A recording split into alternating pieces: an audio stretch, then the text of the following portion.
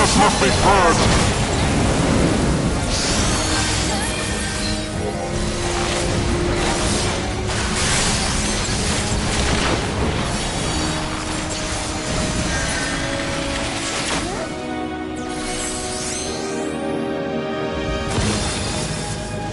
And now the final cut!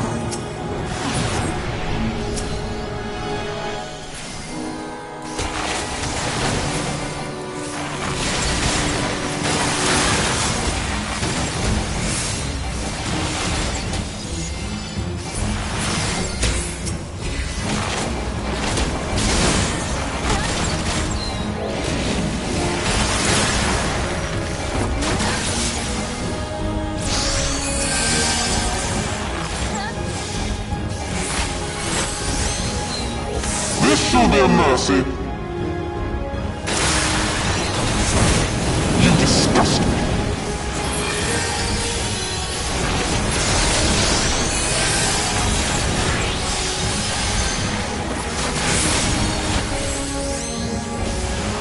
Sickness must be purged.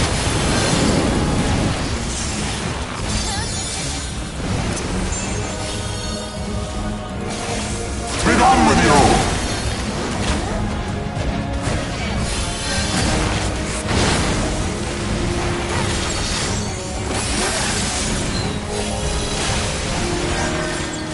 Sickness must be purged!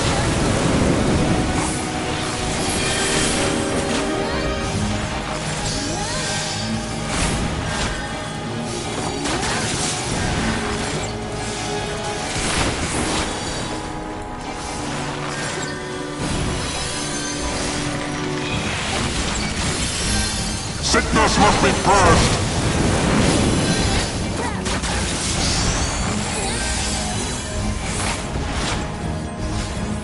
Be done with you!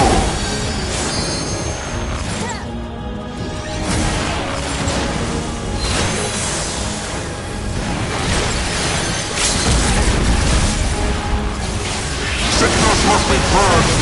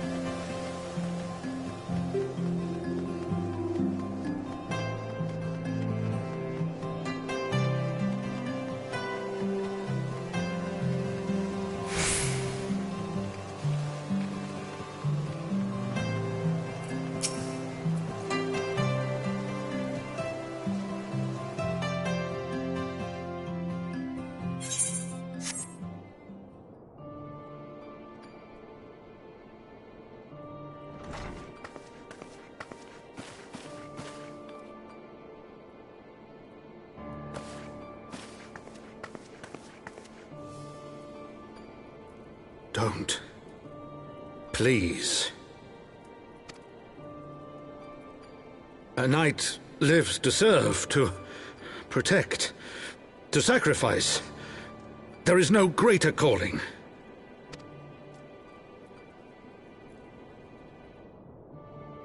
Leave me to mourn and give chase. For my son, and for the nation he loved. Go!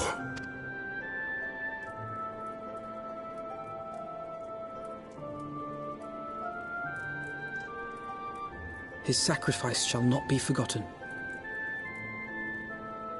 My son.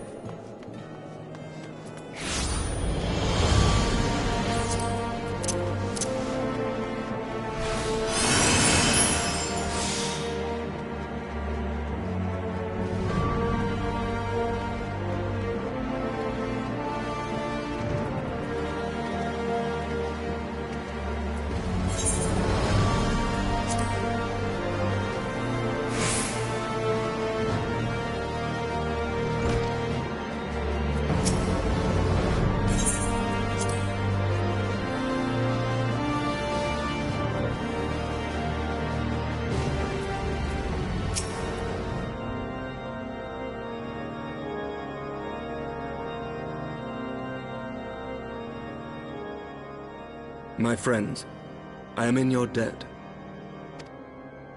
Think nothing of it. Your wounds are healing well, I trust. Some wounds do not heal.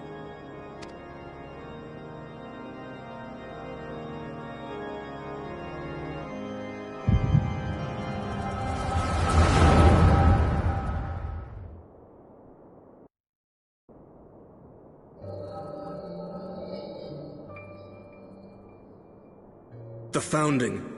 The Scriptures, 1,000 years of lies, all to deceive the common man. Nay, our own brothers and sisters.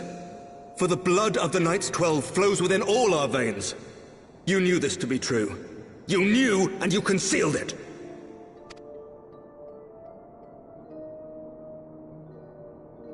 I should be interested to hear how you came by this knowledge. But yes, you have the right of it.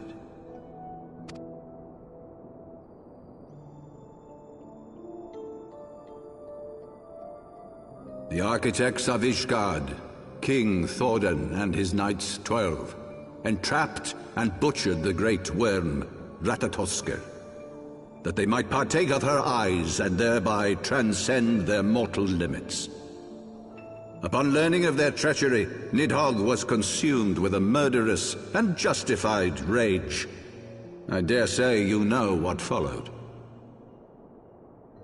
The great worm slew the king and half of his knights.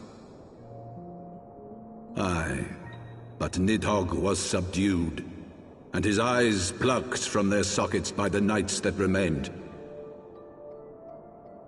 Their one mistake was to show mercy, for from his brother Hraesvelgr did Nidhogg receive a new eye, thus rejuvenating his form and empowering him to embark upon an eternal quest for vengeance.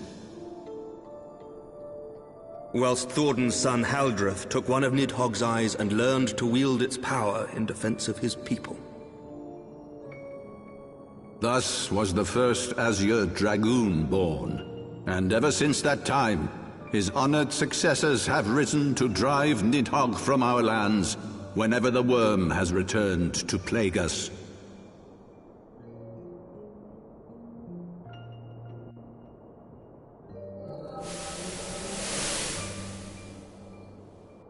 I ask you, my son, will you answer for my sins?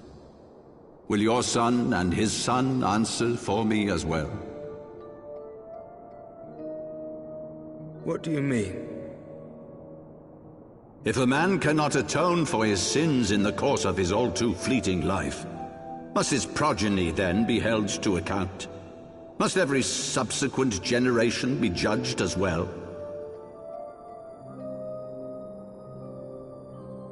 Thorin's betrayal of Ratatoskr was an unconscionable, unforgivable sin. Should we then, as his descendants, meekly surrender ourselves to an eternity of punishment? Nay, say I. I would not see our children sacrificed in a vain attempt to appease an implacable foe. Dragons are not like us, my son. To they who live forever, the wrongs of antiquity are as those of yesterday. No reparations shall ever suffice. This fact alone should serve as ample justification for our actions. Yet some refuse to see it as such. For men like you, who yearn to commit themselves to a nobler cause, a more compelling narrative is required. This is your solution. This is how you protect our people. You have given us a lost cause, a death sentence. With your compelling narrative, you but doom our countrymen to give their lives for a lie. And they do so gladly. Highborn and lowborn alike are proud to serve, to fight and die for their country.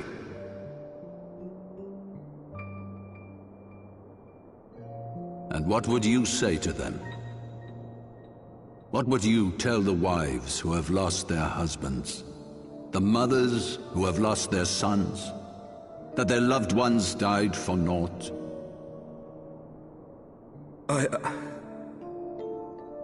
Over the course of 1,000 years, countless men have donned these robes, and every one of them came to accept the necessity of this solution. Once, I hoped you might come to accept it as well.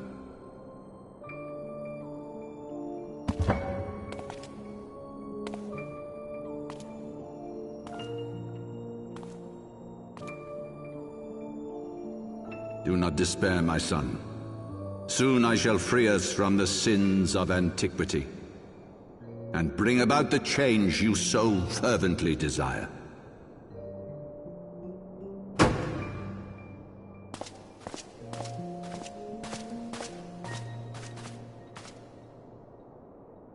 If he has spoken with others, I would have their names. Escort him to a cell and question him thoroughly. Your Eminence.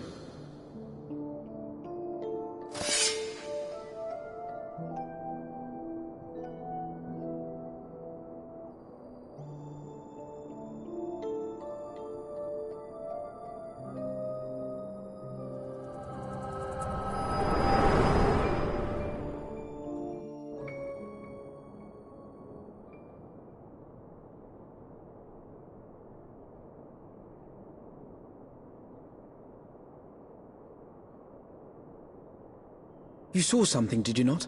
A vision of the past?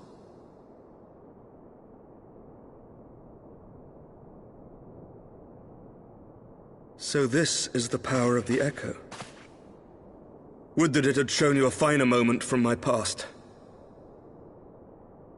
'Twas an exercise in futility, as you saw. Faced with the firmity of his conviction and his many ready rejoinders, my words deserted me. To be frank, I am embarrassed to recall it.